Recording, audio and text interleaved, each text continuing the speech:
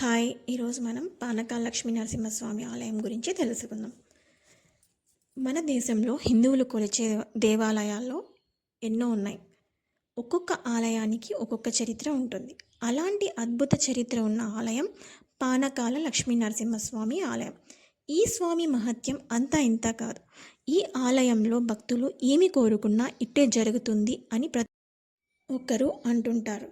మంగళగిరిలో 3 నరసింహస్వామి ఆలయాలు ఉన్నాయి.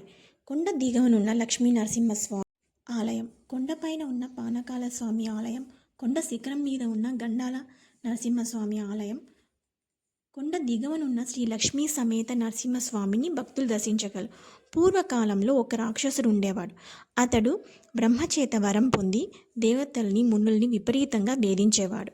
వారంతా కలిసి విష్ణువుని వేడుకొనగా స్వామి ఉగ్ర నరసింహుని రూపంలో ఆ రాక్షసుని సంహరించాడు. ఆ రాక్షసుని వధించిన అనంతరం శ్రీ నరసింహస్వామి భయంకర రూపంలో రౌద్రంగా అందరికీ భీతి కొల్పుతున్నారు. దేవతలంతా ఆ దేవదేవుణ్ణి శాంతించమని ప్రార్థించగా ఫలితం కనబడలేదు. శ్రీ లక్ష్మి ఇక్కడ తపస్సు చేసి స్వామికి పానకం సమర్పించారని, దీంతో స్వామి శాంత స్వరూపులైనారని చెబుతుంటారు. ఆ తర్వాత స్వామి మంగళాద్రిపై పానకాల నరసింహస్వామిగా వెలిశారు. ఆ కారణంగానే స్వామివారికి పానకం ఇచ్చే ఆనవాయితీ మొదలైంది అని స్థల పురాణం చెబుతోంది. పానకాల స్వామి ఆలయంలో లోహంతో చేసిన స్వామి మొహం మాత్రమే తెరచిన నోటితో దర్శనమిస్తుంది.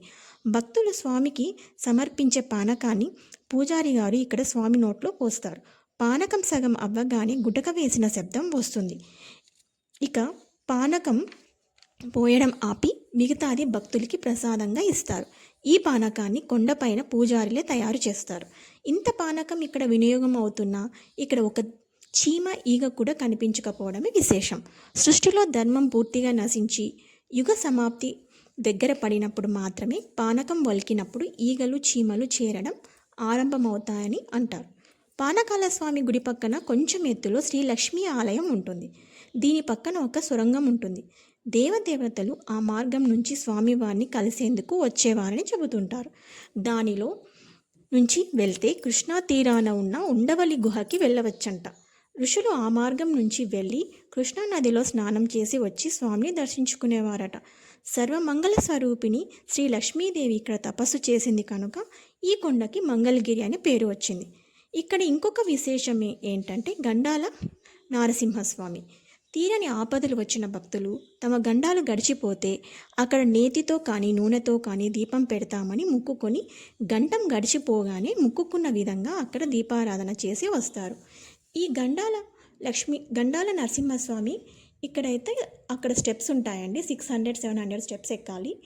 సో అట్లా వెళ్తేనే అక్కడ పైన మనం పానకాల స్వామి మహత్యం గురించి ప్రచారంలో ఇంకొక కథ కూడా ఉందండి. పానకాల స్వామి పానకం తాగటం ఎంత మటుకు నిజమో పరీక్షించడానికి ఆ ప్రాంతంలోని జమీందారు వెంకటాద్రి నాయుడు పరీక్షించాలనుకుంటాడు. తన బావమర్దికి శక్తి ఉపాసకులైన యార్లగడ్డ అంకినీడుతో కలిసి కొండపై స్వామివారి తెరిచి ఉన్న నోట్లోకి తన కుడి చేతిని పోనిచ్చారట. చెయ్యి కొంత దూరం వెళ్ళగానే నవ్వులుతున్నట్లు విపరీతమైన బాధ కలిగిందంట.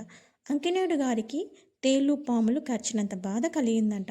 వెంకటాద్రి నాయుడు గారు చెయ్యి బయటికి తీయగా చెయ్యి రక్తమాంసములు లేక శల్యవశిష్టగా ఉండటం చూసి విస్మయం చెందారట. అప్పుడు స్వామి మీద నమ్మకం కలిగి స్వామికి తన శరీరం ఆహారమైందని, తన జన్మ సార్థకమైందని ఆయన ఆలయ గోపురం నిర్మింపచేశారట.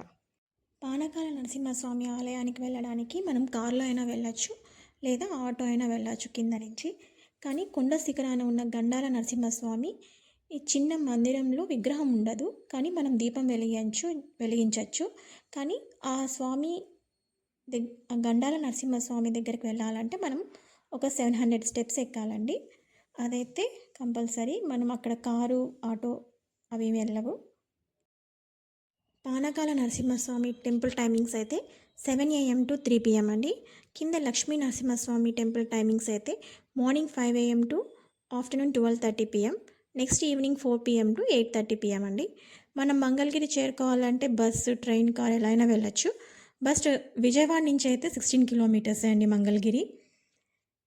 థ్యాంక్ యూ అండి. మీకు లక్ష్మీ నరసింహస్వామి అనుగ్రహం కలగాలని కోరుకుంటున్నాను. Thank you.